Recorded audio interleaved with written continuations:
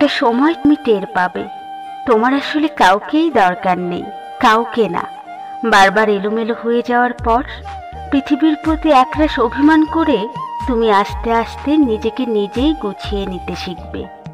মানুষকে নিয়ে প্রচণ্ড আশা করে সেখান থেকে পাওয়া হতাশাগুলো থেকে তুমি একাই বাঁচতে শিখবে।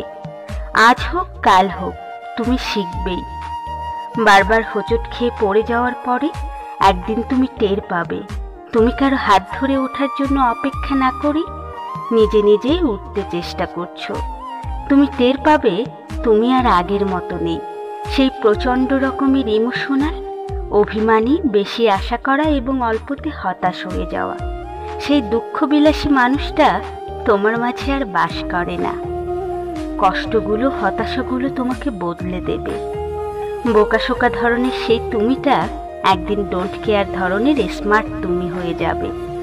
সেদিন তোমাকে প্রতিনিয়ত কষ্ট দেওয়া, হতাশ করে দেওয়া কিংবা ধাক্কা দিয়ে ফেলে দেওয়া মানুষগুলো ভীষণ চমকে যাবে।